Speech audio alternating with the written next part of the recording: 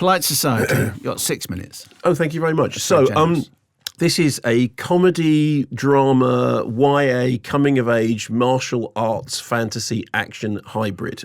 If you've seen the poster... There's a lot of genres. It is, isn't it? The poster, I suppose unsurprisingly, kind of evokes Everything, Everywhere, All at Once. Although this also has a touch of Catherine Called Birdie about it, which is a film that, both you and I absolutely loved, in that it's liberatingly frank about subjects like, periods and, young female empowerment.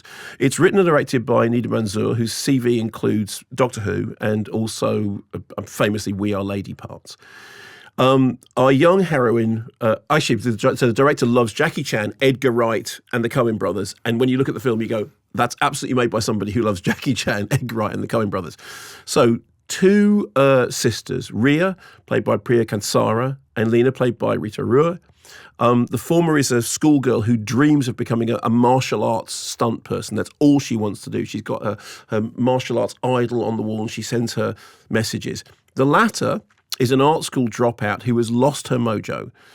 When this smarmy, rich suitor sets his sights on the older sister, the younger sister sees it as her job to scupper what she believes is an arranged marriage that will destroy her sister's creativity. Here is a clip. That's a very racy clip. It's very Are we allowed to have all those? Yes, it's now one of because now all the gloves are off. Is that right? All the gloves are off, apparently, yes. Yeah.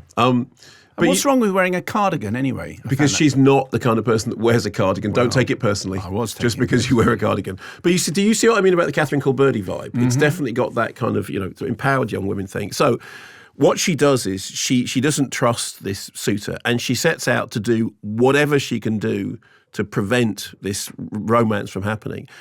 And the more she thinks about it, the more and more elaborate her fantasies about it become. Or are they fantasies, or are they actually happening? It's a very odd, often very enjoyable, very, very chaotic film. At times, you find yourself going, I'm sorry, what genre are we in at the moment? The strongest stuff for me is when it has its feet on the ground and its head in the air. It's got all those, if you remember far enough back, when you're a teenager and everything seems larger than life and more important, every pop record sounds better than it ever will before, and every angsty moment is more angsty than you will ever feel ever again in your life. And it's got a very good sense of the way that can be heightened. I mean, generically, it's blending British satire and sort of Bollywood influences. So that kind of hyper stylized, you go from realism into fantasy without ever kind of quite knowing where the change point happens. I think that it kind of falls apart a little in the third act, and when it just it throws its hand in with the more outlandish threads and goes, frankly, completely bonkers. But that said, I've always said this thing about it's always great to see somebody going, I'm just going to go for this, and I'm not, okay, it might not all work, but I'll see what plays out.